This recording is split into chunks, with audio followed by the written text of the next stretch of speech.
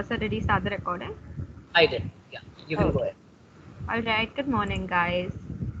Today we're going to be studying V2I converter, and unlike the previous experiments, we will not be stealing the schematic from another experiment that we've done. So I'm going to build the circuit really quickly. And once I build the circuit, I'm going to explain to you guys what the V2I converter is. So you can start out with any op amp. I'm going to be using the OP07, and then we're simply going to go ahead and place one resistor R1 and a resistor RL. Now we are used to calling this resistor RF, but today we're going to be calling it RL because this circuit is something that we call floating load. And a floating load is essentially a load that is not connected to the ground, and because of that our RF is going to be our RL. So, guys, what is grounded load, floating load? We will come to this particular thing, but just note down these two terms. There is something called as grounded load, and there is something called as floating load. Maybe could you just possibly reiterate on what you mentioned with respect to the floating load? In just a second, I'll actually be explaining to them both of these terms with the help of diagrams. Perfect, perfect, perfect.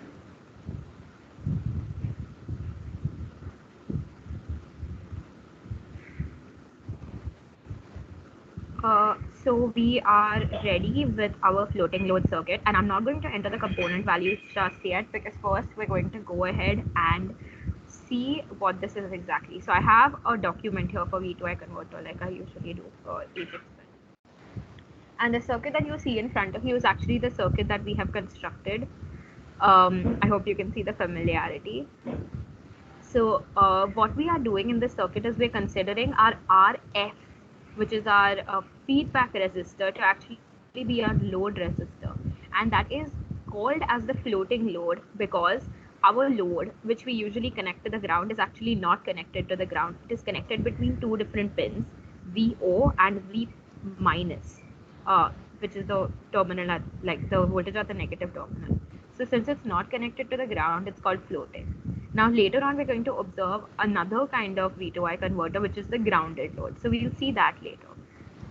I'm not going to go too deep into the derivation because I believe my user will cover it in class. But I have listed down the derivation here in case someone wants to take a look at it. In the end, what we get is this right here, which is I1 is equal to IL. So you can see these two currents that I have marked here as IL and I1. And they are both equal to V in by R, which is this resistor, which means that they are actually independent of the load resistor. So once we observe this phenomenon where the current is independent of the load resistor, we can see why the circuit is actually used, which is to be a constant current source. So we can actually control the current going through the load resistor irrespective of load resistor fluctuation. So when you have a load that is not constant, the circuit can be very useful to generate that constant current. I will be showing you all an application of this later. So you will see this probably in more detail at that time. But till then, we are going to start the LTspice simulation. So we're going to set our VCC and VE actually to 13 volts because I have a problem statement which specifies this. This we're going to, I'm going to go through this with the problem statement. Right, and then we're just going to label our nets as VCC and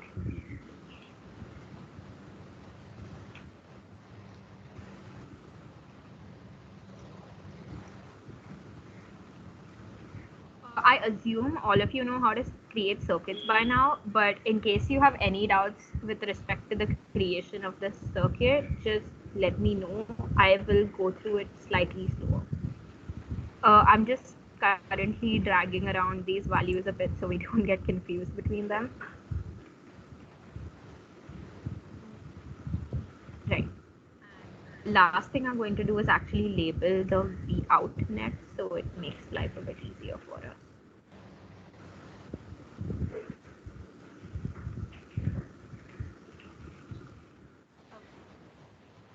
Now we're going to move on to the problem which we see here. Now in the problem, we have mentioned V in is between 1 volt and 5 volts.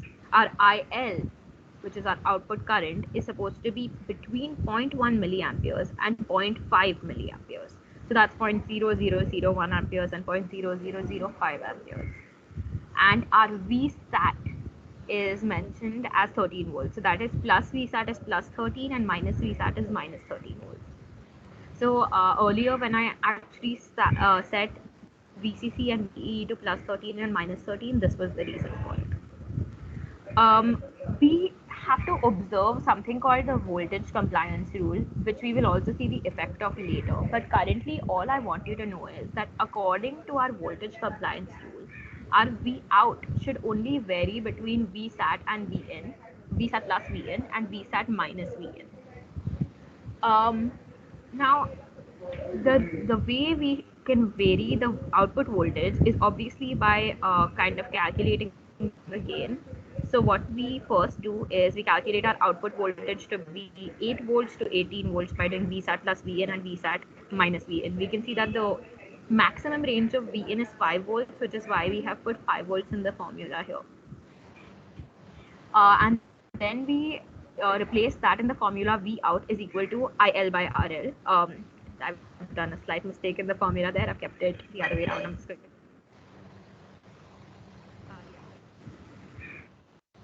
and because of which we can say that the maximum value of RL will be equal to V out by IL, which is 16K over here. So 16 kilo ohms is the maximum value of RL that we can do. So essentially in a V2I converter, our current is independent of the load as long as the load is below 16K. And you will see what happens if we do end up taking the load to above 16K. But for now, we're just going to calculate the value of R1 by simply taking the value of 5 volts. And for a value of 5 volts, we should have 5 milliamperes. So I'm going to substitute that in the formula. And our value of R1 will be 10K. Can someone confirm if you understood this part? Otherwise, I'll go over it again. Guys, anyone, any questions?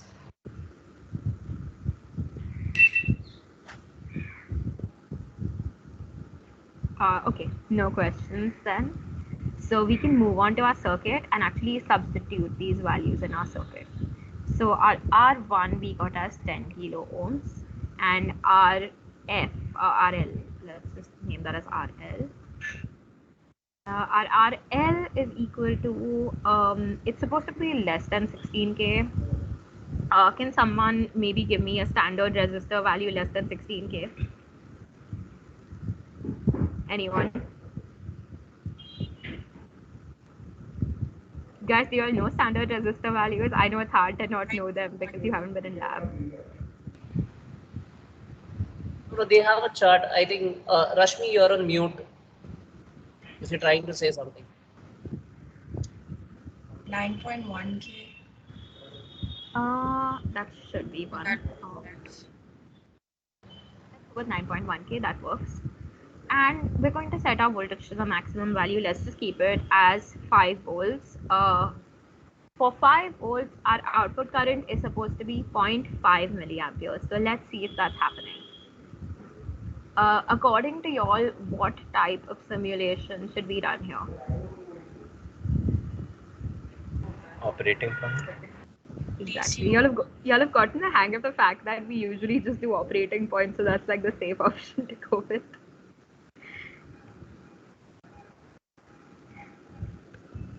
Okay. So I just ran the DC operating point.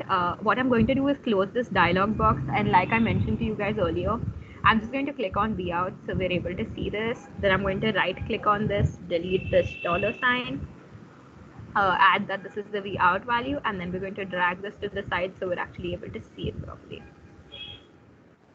To the side. And let's not view that random floating pin there. So that's better.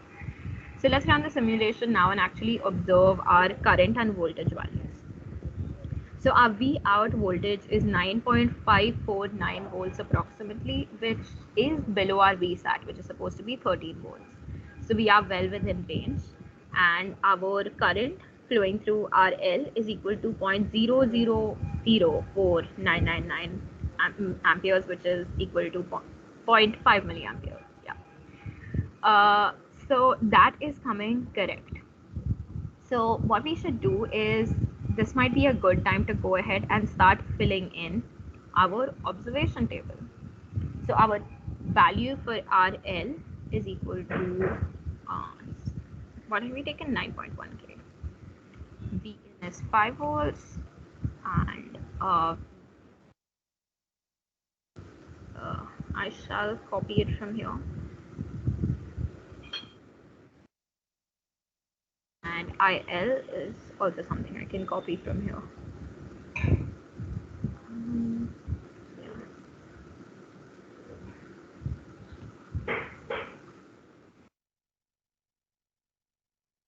Okay, so now for our simulation, we are again taking 9.1K. Oh, I put that in theoretical by mistake. Yeah.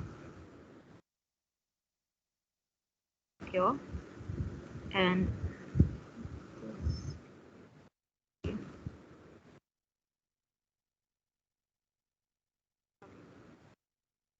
Now what we're going to do is we're actually going to try changing our resistor value to something above 16K and see that effect of that voltage compliance rule that actually comes into place. So maybe someone else can give me a resistor value, a standard resistor value above 16K. 22K. Okay, we're going high. That's all right. We're just going to see a slightly more extreme effect of it at 33K. So I'm going to fill in 33K in our observation table, and let's stick with 5 volts. Okay. And let us run this circuit. Okay. As we can see right here, our RL value is now 3.35 milliamperes. It's reduced by about 0.15 milliamperes, which is quite a bit. And this is the effect of the voltage compliance rule that I was talking about. Oh wait, it's actually 0.25. No, yeah, 0.25 milliamperes. I was seeing the value of R1 current. And the reason we observe this 0.25 milliamperes is because we have varied this RL value to beyond what the load value is supposed to be. So if you can look here at our V out, it's actually equal to 12.06 volts. And so our VSAT value is always supposed to be less than the VCC and VEE that we actually give. So you cannot see it here because it's not equal to 13 volts exactly, but it is reaching its VSAT value here, which is exactly why the current flowing through the load resistor is actually not coming as much as it should be. So that's why we keep the load resistor under 16 kilo ohms. So I'm going to go ahead and change it to 9.1K again, and your circuit is perfectly working now. Oh wait, we should have noted down the VL value. What was it? 12.061. Let's write that down. Okay. So now, should I cover an application right now, sir, or should I first do grounded load circuit and then go over to the application?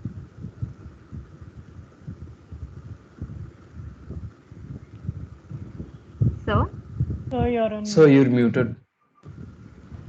Sorry. So I think we can start off first with the application. Possibly it will give them now an idea that, okay, you're doing a voltage to current converter, but where exactly are we using it, right? So then it will help them understand the difference between what's a grounded load, what's a floating load, and how they make a sense in terms of an application perspective. So when it comes to application designing, possibly they'll understand this better. all right, got it. So I'll cover that first.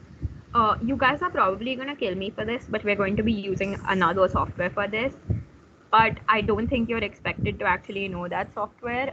So I'm just going to show you for demonstration purposes so you can see where this is used.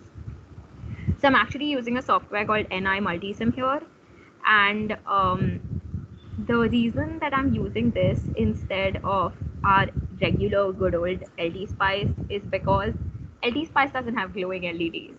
And for this application, we want our LED to glow. So the first thing I'm going to do is delete the resistor from the feedback loop. And I'm going to go ahead and add a component.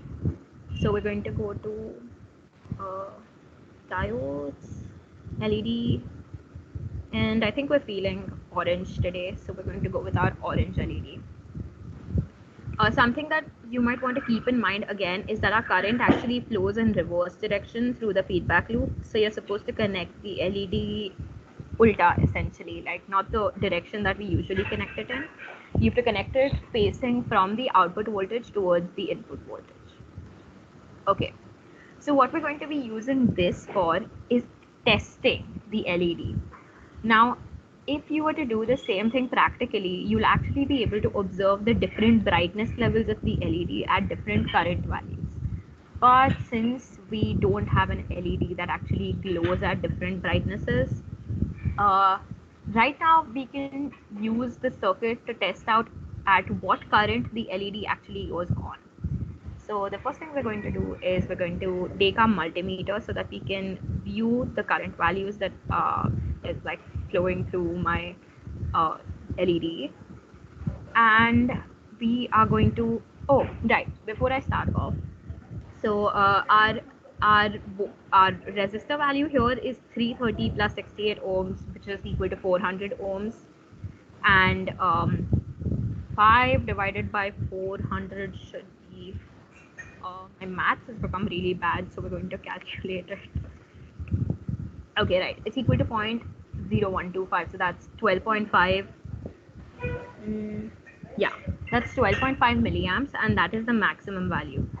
So each kind of step corresponds to a 2.5 milliamp increment. So we're going to start with 1 volt, which means that we're starting off at 2.5 milliamps. And we're going to run this circuit. And Multisim actually has this handy thing where you can just press the key A and increment the value of this voltage source. So as you can see, our LED is currently off. So we're going to increment it. Now the value flowing through our LED is 5 milliamps and it's still off. So we can press A yet again and increment our input voltage to 3 volts.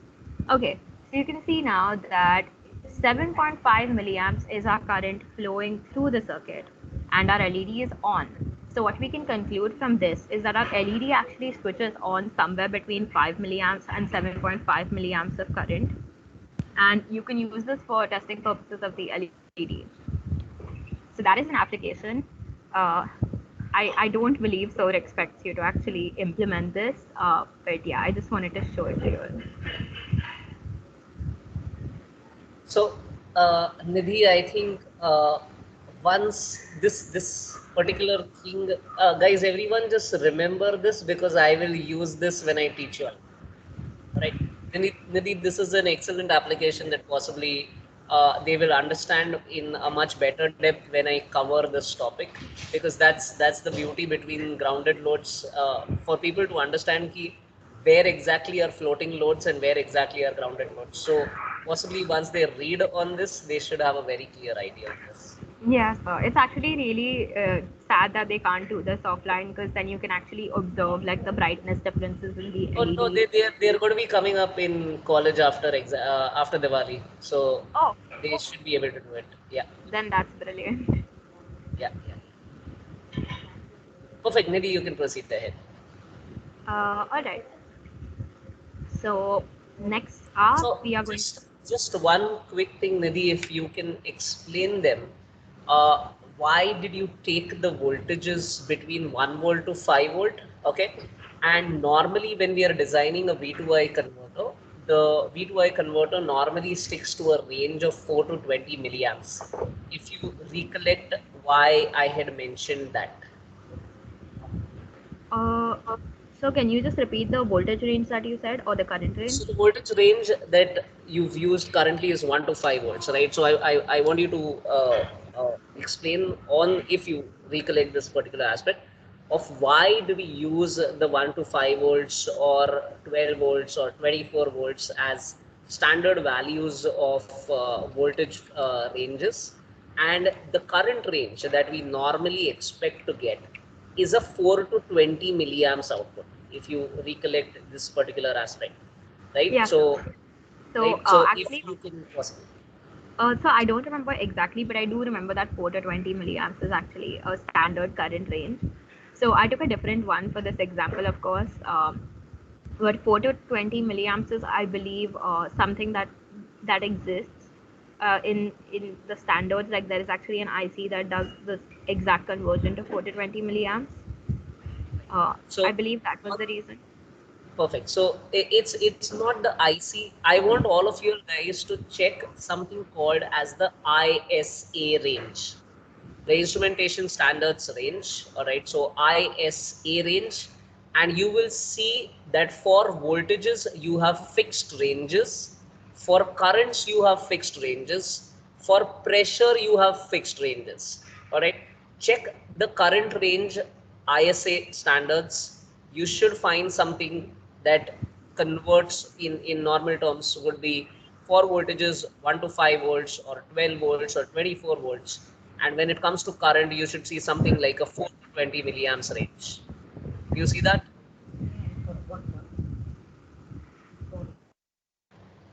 All of you, if you can check ISA standards, the circuit that the IC that Nidhi is mentioning about, Nidhi, on the channel section, I have placed that particular one called as the XTR 111, right? If you recollect, this was something that we did last year with you all right? So the XTR 111 is a V2I converter by Texas Instruments. It's a precision V2I converter.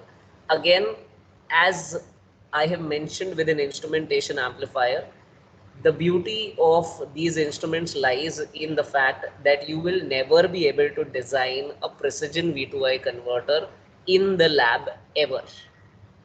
All right. So this is a very clear problem statement that was mentioned right now by Nidhi, and you will see this happening. All right. So you will see this happening, that as the load increases, right, your V2I converter will start failing you. Okay. And these precision V2I converters will hold on to that particular ISA range. All right. So what is the, just to give you a general idea, V2I converter, when Nidhi is mentioning that, okay, it's 1 to 5 volts, okay, the conversion of this voltage of 1 to 5 volts will be into a current of 4 to 20 milliamps, which means what am I calibrating? 1 volts, अगर 1 volt पे आपने रखा है आपका knob, तो आपको 4 मिली amps मिलेगा. Okay, अगर 5 वोल्ट्स पे रखा है तो आपको 20 मिली एम्प्स मिलेगा.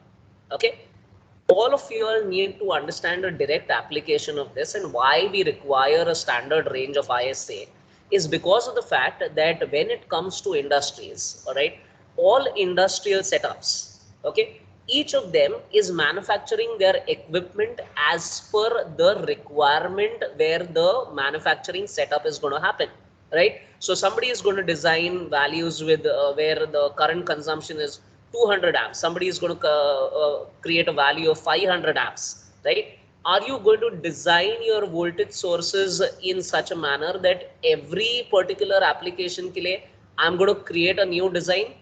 You are not able to be, you're not going to be able to do that, right? So the ISA standard basically bridges the gap between the producers or the manufacturers and the end users. Okay, so what are they going to do is a simple thing, that look, you design your equipment in such a way that it works in the standard ISA range, wherein 1 to 5 volts will calibrate to 4 to 20 milliamps.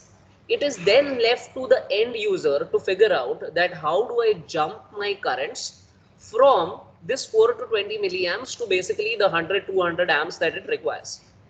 So just to give you an idea, 4 milliamps may correspond to, so let's assume that my current range that I'm working with is 100 to 500 amps. All right. So my 1 HP motor, let's say, requires 100 to 500 amps. I'm just giving a throwaway value, right? So I, as an end user, I'm going to calibrate that, look, if I am pushing this at 4 milliamps, which is my starting range of current, that starting range of 4 milliamps actually corresponds to 100 amps of current. All right. And similarly, my 20 milliamps corresponds to 500 amps of current. तो इसके बीच में का जो calibration है, this is left to the end user, right? And that is the beauty, wherein the manufacturer does not need to produce a specialized equipment for every particular application that comes through. It's a generic equipment that can be created, wherein he will provide you with a 4 to 20 milliamps output, and this then can be scaled based on your application. So the end calibration resides with the end user. Is everyone clear on this particular aspect? All right, why we are stating that we require of 4 to 20 milliamps? It's because of a standard that we need to maintain. जैसे एक standard है, right? दुनिया में हर जगह RGB is what is used for three-phase connection, right? Either sorry, not RGB, red, yellow, blue, RYB, right? So it's the standard connection. Why? Because if everyone decides to figure out their own wiring standards, it's going to be a chaos when it goes from country to country, right? So what is being done is basically nothing but everywhere you will see that red means always it's a live or a hot terminal, all right? Yellow is always going to be, or you can always use green for your neutral or earthing, sorry, for your earthing, and black you can always use for your neutral.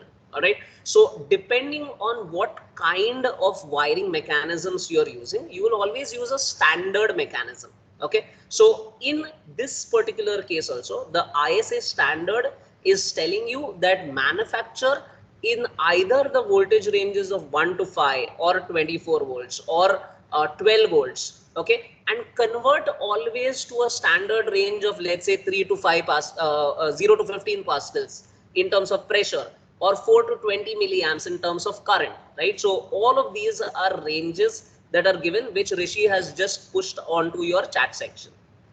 Clear, everyone? All right, okay. Nidhi, you can go ahead, guys. Anyone, any questions, please ask before she proceeds. So either if you have a question for her or if you have a question for me, please go ahead.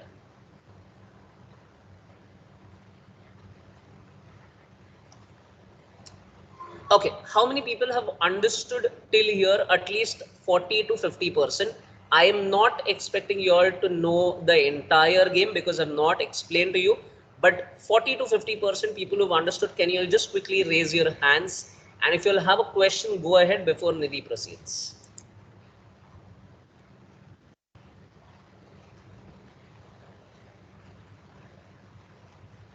Good, fair enough. Okay, okay. Anyone, any questions, or can Nidhi proceed?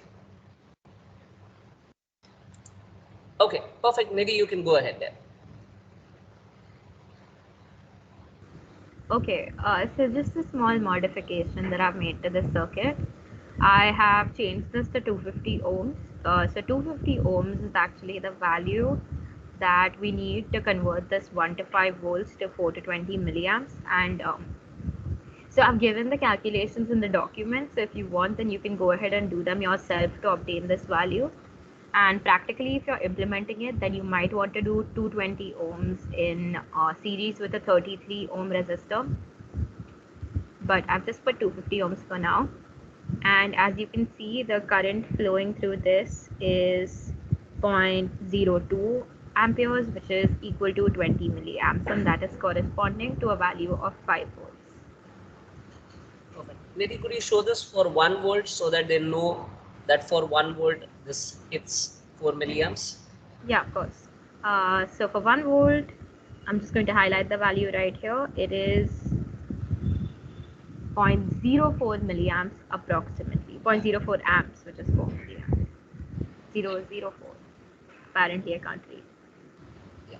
So if all of you all can realize that basically when you push this to 1 volt, okay, it went into that lowest value of 4 milliamps, okay, and when she pushed it to a maximum value of 5 volts, it pushed to 20 milliamps, okay. So a voltage of 1 to 5 volts has been converted into a current of 4 to 20 milliamps, right? So if she pushes in a value of 2 volts, she's going to get a corresponding value of current. If she pushes a value of 3 volts, yeah. So if you look at as the voltage increases to 2, the current has gone on to 8 milliamps. All right. So as she is increasing the voltage, an equivalent current is being generated.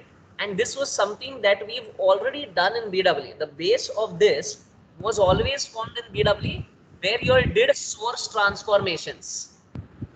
याद है V to I to V आप लोग source resistance in series with a voltage source can be converted into a resistance in parallel with a current source, right? So the base of this entire understanding was actually placed in BW in terms of source transformations, right? But the approach that we took was what? We were solving sums for that, right? Without understanding what actually is the application that we are going to be using it for, right? So over here, now we understand that these are the applications that we use it for, wherein if I have to run motors at specific currents, or I have to have illumination loads that are running at specific currents, right? These V2I converters are nothing but ideal current converters or ideal current sources that are basically acting in a system. All right. Perfect, Nidhi. I think we are good to go from here. Sorry, I was muted, I believe. Okay, so that is simply the floating load circuit, and the grounded load circuit is slightly more complicated to build. So I'm just going to open my practice circuit so that we actually get time to cover everything in this lecture. So again, if you have any doubts in the building of this circuit, let me know, but this is essentially what our circuit looks like. So you have, I'll switch over to my document, I think. Right.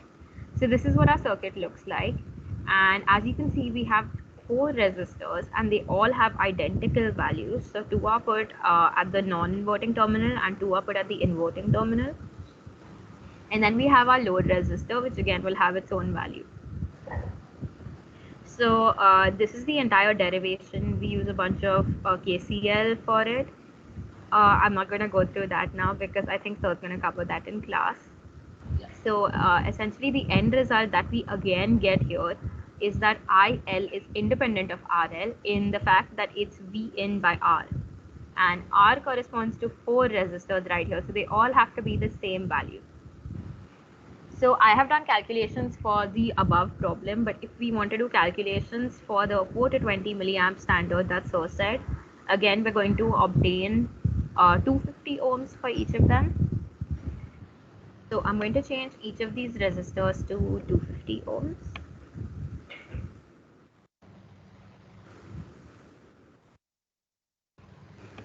And another thing that I'm going to do is probably bring down the load value so that it's a bit proportionate. Okay. Yeah, I'll just go ahead and run this circuit.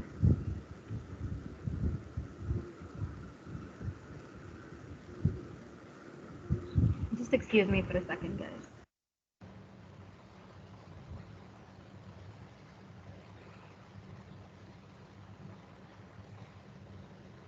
Okay.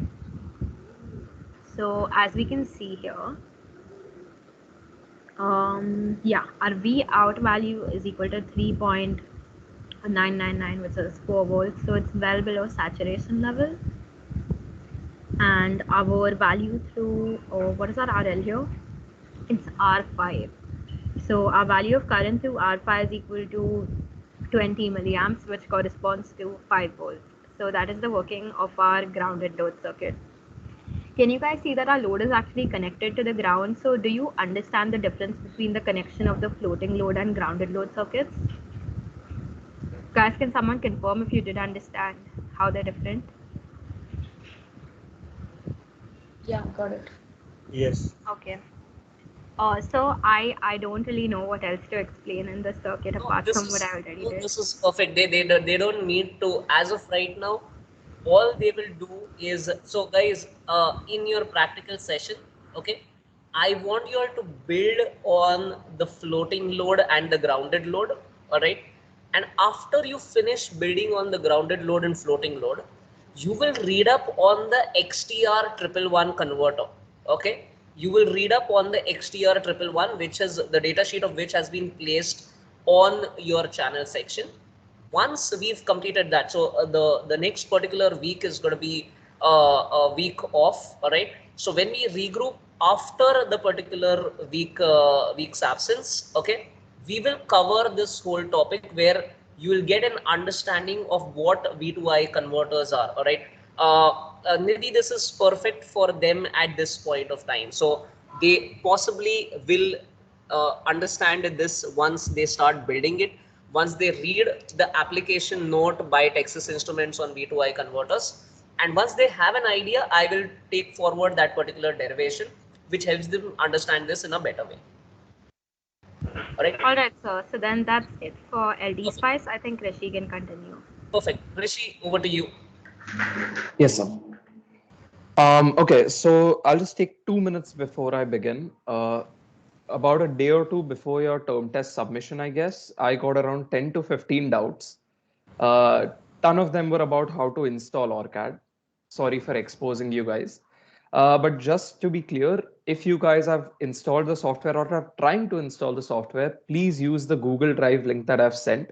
That's the version I'm using. That's the one that is available in India as of now, especially for students. So try to avoid installing it by yourself through any external sources for now. Go through the link that I've sent. All right. So I'll just share my screen, and what I'll do is just a second. Yeah, there we go. So I'm just going to directly open up the experiment itself instead of creating the entire circuit. So I believe we just have 20 minutes left, right? Yeah. Okay. So I'll just directly open up the circuit for now, and we can get working on that. So this is our circuit. It's almost somewhat of a non-inverting amplifier. Nidhi has already covered this section. So I think I can just go through all of the naming schemes. We have our R1, we have our floating load right here. We have our OP07, we have our DC biasing, and this is our input voltage of 5 volts that we're giving in right now. Now, one thing we can do is I want to be a little careful this time, especially since Nidhi mentioned standard value resistors. I'm not going to use a 250 ohm resistor. I'll make this 220 ohms, and I'll add in another resistor. Was my R analog not available? Yeah, there we go. I'll add in another R analog right here. Let's connect this. And I can make this about 33 ohms. So we get our standard value resistor K through, we get the 250 ohms value that we need. Okay, so now we can get started. Can someone tell me what the current should be on RL right now? If I just run this circuit the way it is, can someone tell me what is the current I should be able to get? 20 milliamps. 20 milliamps. All right, that's correct. So let's just run the circuit and take a look once, and let's see what we get. So I'm just going to create a new simulation profile. Name this VI converter or VI. Okay, so for now we can run it in transient, and we can just take a look. I'll just give it 100 milliseconds and 1 milliseconds. It's okay for now. And I will just run my simulation. Okay, so now that I've run my simulation, I can always look at the window and I'll see that there's nothing visible because I haven't placed any probes. So one feature that Orcad has is that I can just click this enable bias current display. I can just click that and it shows me my amperage right here. So this shows me the amperage right at this terminal, and it does not seem to be 20 milliamps. Can someone tell me why it's not reaching 20 milliamps? Nidhi has covered a small portion of this as well.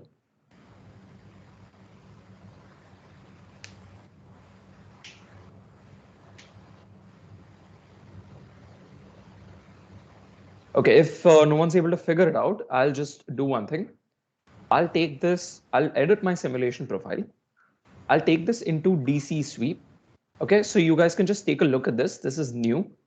So what I want to do with DC sweep is essentially what the name says. I want to sweep across a variety of DC voltages.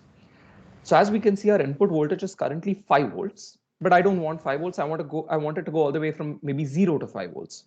So what I'll do is I'll insert V1 here because it's the V1 source that we want to modify. Start value 0 volts, end value 5 volts, and let's take an increment of 0.5 volts. And I can just apply this, okay. And I can just take a current pin and I can place the probe right here. And I can disable this display. All right. So I'll just run my simulation again. And here is the output of this V2I converter. Now, this is why right at this point of 3 volts, you can see that we're not able to go, the current is not increasing beyond that. And that's why we were not able to reach the 20 milliamps that someone answered. Can someone tell us why? The answer is really simple, and it's something that you guys have already learned. The V saturation. Exactly. So if you guys will notice, we have a gain of, what's the gain? 1 plus RF by R1, right? And RF by R1 here is giving us a value of 4. And if we add 1 to that, we have 5. And that, of course, along with our input voltage is going to give us a gain that is a little too high, our output voltage that is a little too high for our circuit to handle. So beyond the saturation voltage, we're not able to get an increase in current. So that is why we see this right here. So what we can do is we can just maybe reduce this a little bit. For example, this is 1 kilo ohm, right? We can just make this, I'm just taking a non-standard value for now, 750. And we can run this. So you can see that this is happening, but you guys get the thing that you guys get the gist that if I basically either reduce the voltage or I reduce the gain, I should be able to get a perfect waveform within 0 to 5 volts. Okay, so has everyone understood how to do the DC sweep? Because you guys might have to do this as your output waveform for Orcad. Yes. Okay.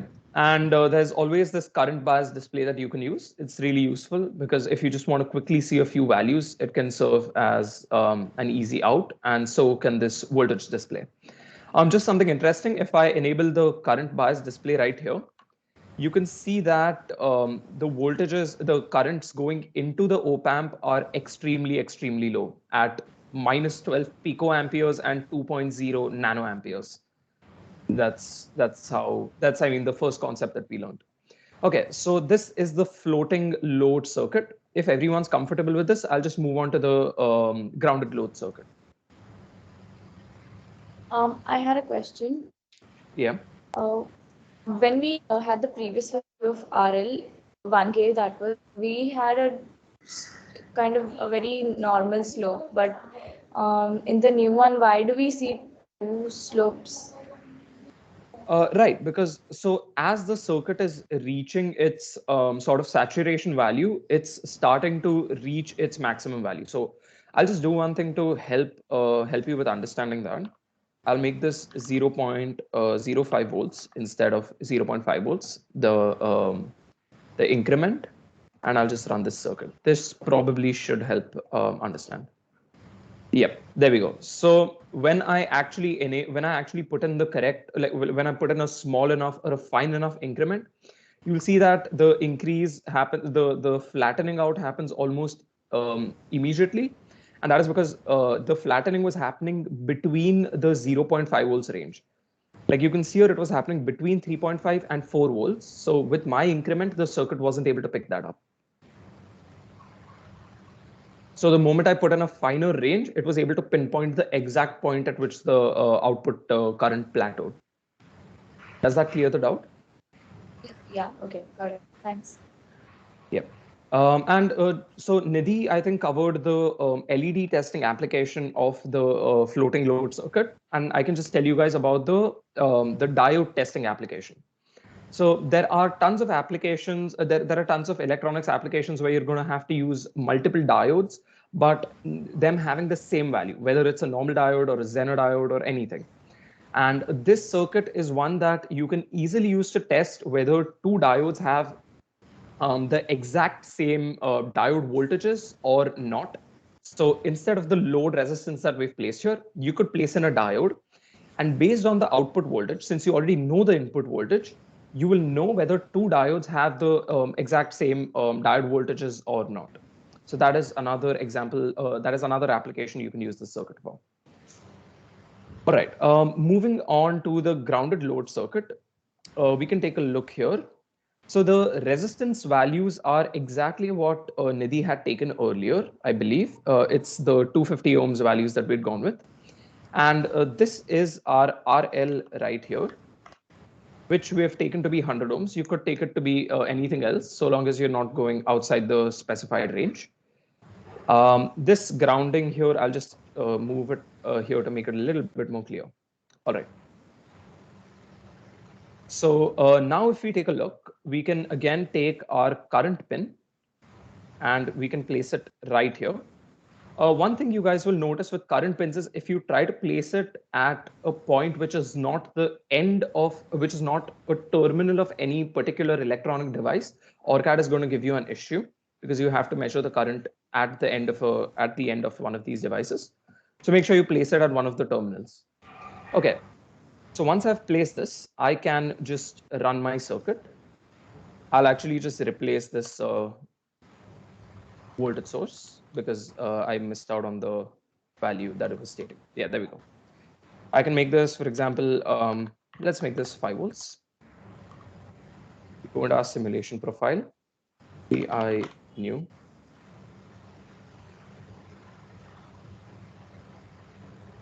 All right, so first I just want to run it in a transient form. I can run it even for 10 milliseconds. 1 millisecond is fine. Apply, okay. I'll place my current pin right here and I can click run. Okay, so we're seeing this issue from ORCAD once more, where since another simulation is open, it's starting to give me issues. I'll just try to run it again. Okay. Really sorry for this. This happens at times. I'll just create a new project here quickly. Paste this. LTspice, new simulation profile.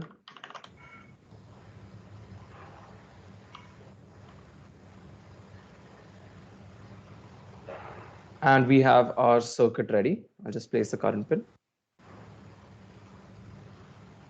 Okay.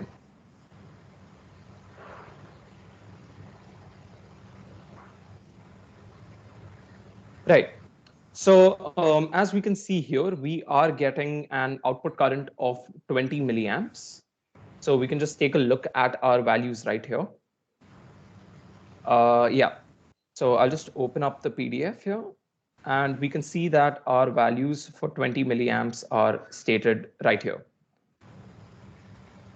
We have given an input voltage of 5 volts. So that leads to a load current of 20 milliamps because essentially what we're doing is that the load current is going to be equal to the input voltage by resistance. I'm not sure if Nidhi covered this, but are you guys aware of why we use these two Opamp V2I converter circuits instead of just doing a simple source transformation that we learned in BW? Are you guys aware of that?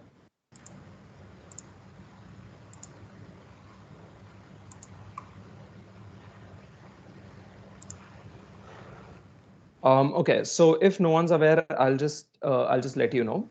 So what happens when you do a source transformation circuit is that you will have your voltage source, and you're obviously going to have the resistance of the circuit around it, like the wires and the passive resistances, things that aren't your load, and you will finally be having your actual load resistance.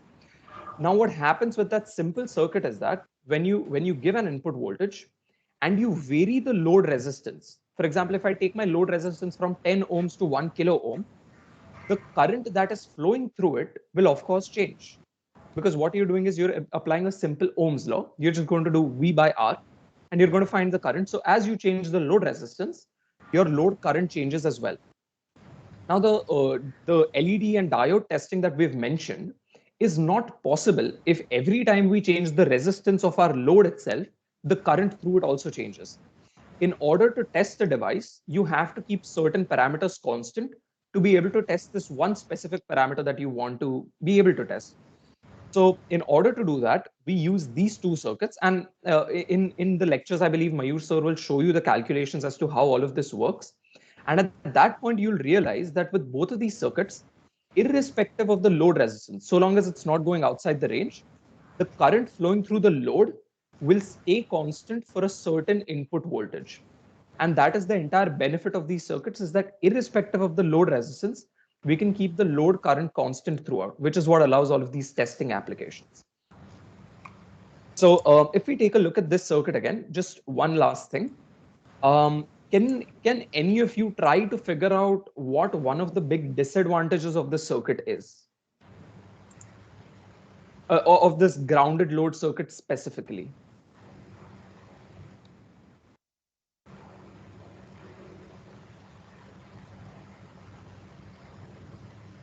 Okay, so this might be a little difficult for you guys to figure out without having been in the lab.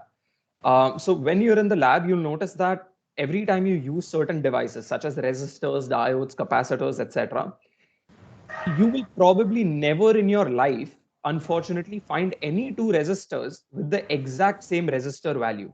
I can assure you that you'll probably never find that. I have taken 10 kilo ohm resistors and I've had them behave as 8 kilo ohms as well and 12 kilo ohms as well. And I've gotten scolded by my professors for my output.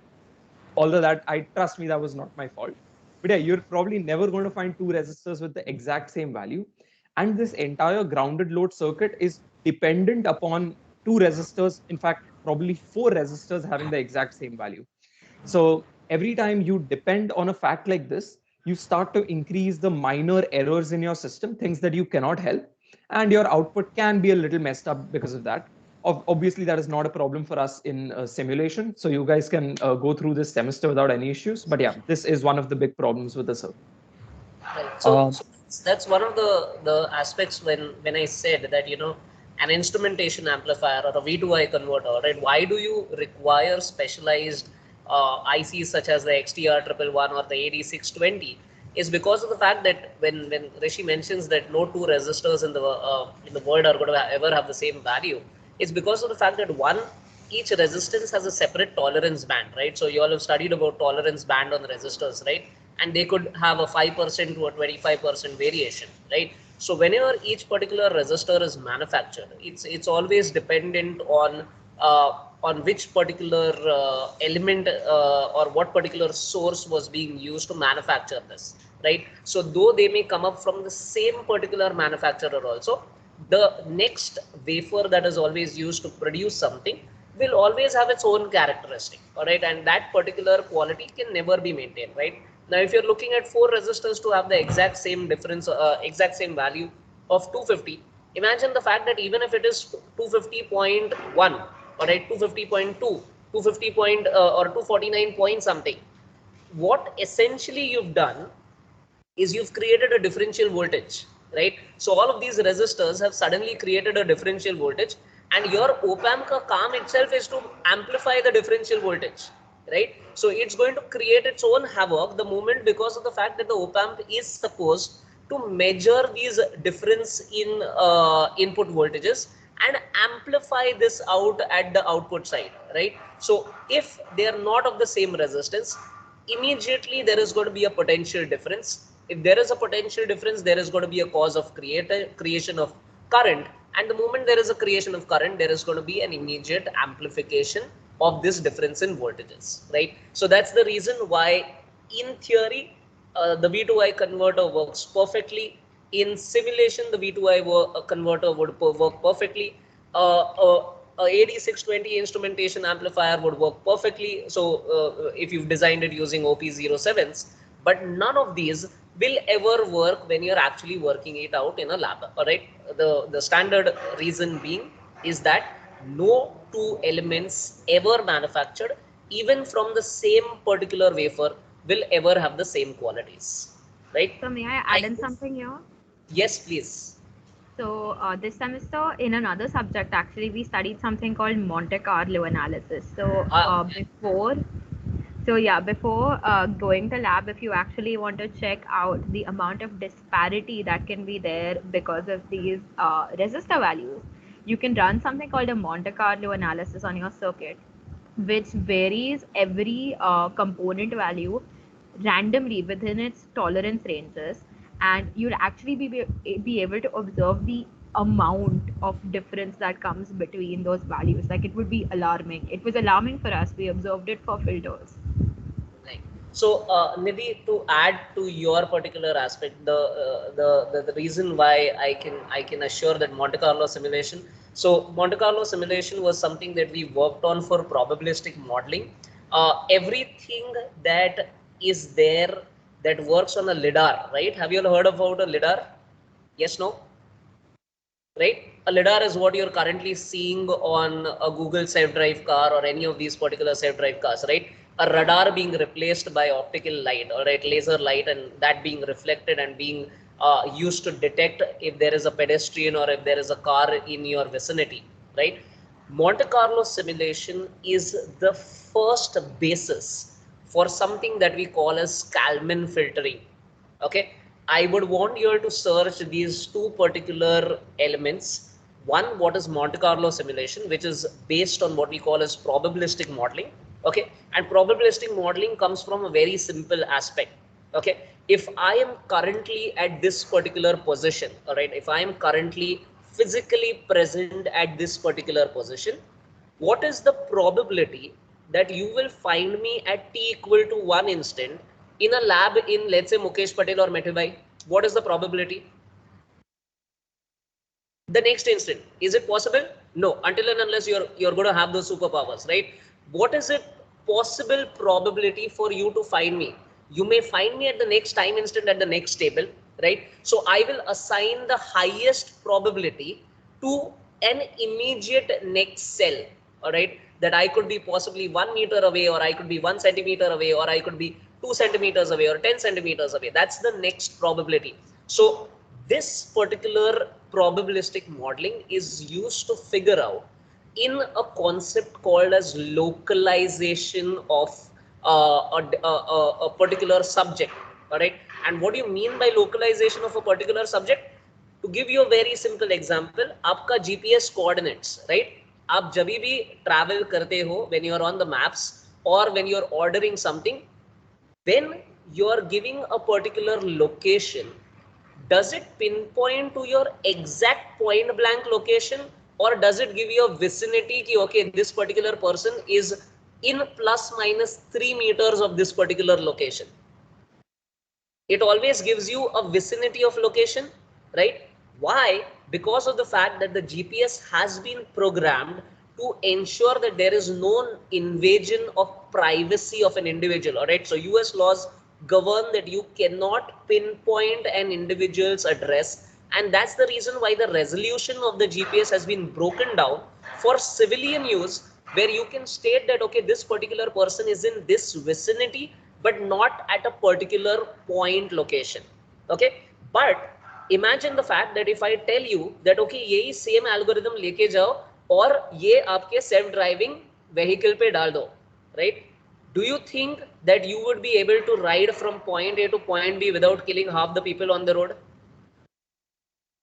If all of you realize, that is the beauty of localization, which means you can actually drop down to the least minimum possible position of that particular person using these particular localization algorithms, which currently Nidhi just mentioned, called as the Monte Carlo simulation. And I'll when it comes to the next particular lecture, I will show you all the Monte Carlo simulation that we did for localizing our car onto a particular stretch where we were driving. All right, so for National Instruments, the particular software that Nidhi just now mentioned, right, National Instruments multi-sim. Okay, so for a particular competition that we entered almost 10 or 11 years back, we did this particular aspect twice. All right, so one of the particular link has already been shown to you all on the channel section. All right, so you all can refer to that on the channel section, wherein one particular experiment was actually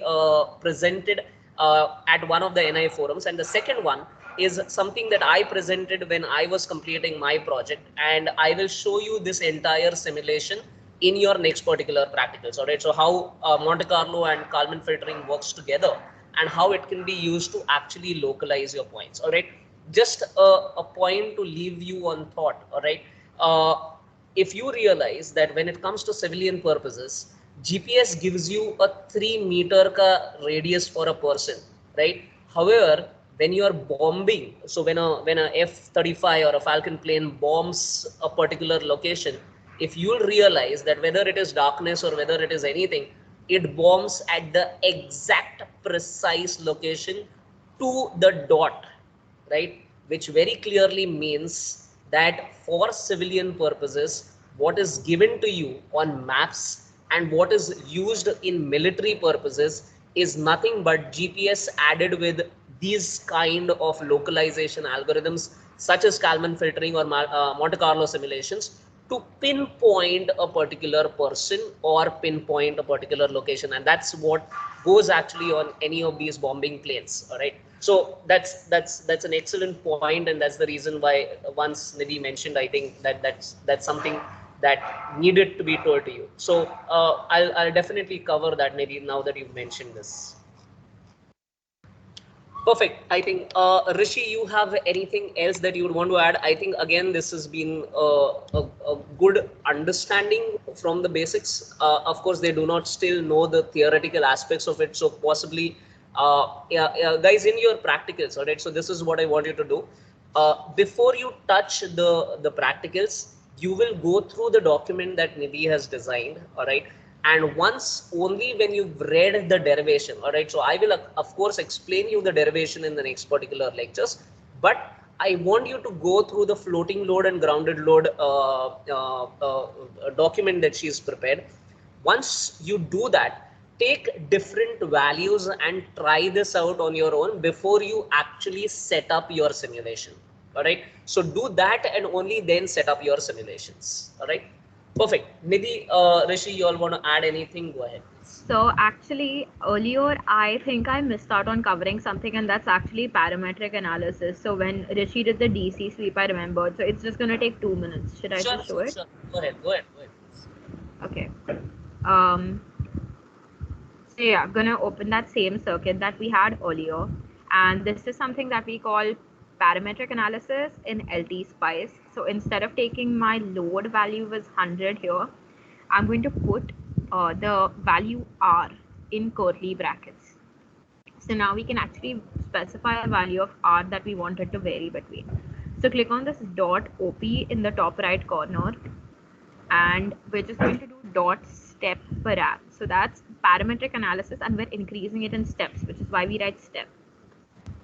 And we want to, for this 250 value, okay, we're going to do it for the previous calculations that I'd done because we had come on that value of 16 kilo ohms, which is the maximum value. So let's vary it between, say, 6.8K, and we'll vary it up till 33K like we had taken earlier, and I forgot to specify R over here.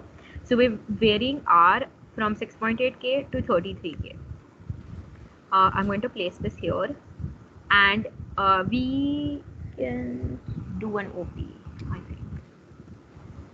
Yeah. I'm going to change this back to 10K, and we can change this voltage source back to 5 volts, and we can run the simulation. Yeah, as you can see, we get this window here. What we want to observe is the current across the current flowing through the circuit essentially, and we're currently observing V out. So I'm going to just right click on the value V out. So once you do that, you can actually add in an equation that you want to observe. So I want to observe I through R1, and as you can see, so it's constant for a good while here, which is actually within the operating range, and then once you start going beyond like a certain value, it starts reducing, and then when you reach about 16K, it just goes ballistic and reduces completely. So that is just something that I want to show you just for knowledge sake. This is exactly how changing that load resistance value will actually affect your circuit current. Perfect. That's it, sir. Perfect. Yeah, perfect. Guys, any questions if you all have? Otherwise, you all have a 10-10 lecture But Nidhi, Rishi, again appreciate this particular explanations. Extremely lucid and extremely helpful again. Yeah. So Thank you, thank you. sir. Thank you, sir. Guys, anyone, any questions, or we can then close this particular session? Sir, could you go over? So I heard before were told that there were a few changes in the BE term test simulation. Could you just go over that again for B1, B2? Yeah, so I think Rishi, Nidhi, you all can drop off. I think they just need, guys, anyone, any particular things with respect to the simulations or anything? Otherwise, Rishi and Nidhi can drop off and I'll explain you all what needs to be done for the term test and all. Yep, perfect. Rishi, Nidhi, you all can drop off. Thank you so much again. Thank you, sir. Thank you, sir. Thanks, guys. Thank you. Yeah, Cherry, go ahead, please. Yeah, so I wanted to ask about the changes that are in, like you've uploaded the term test one electronics PDF, and in that we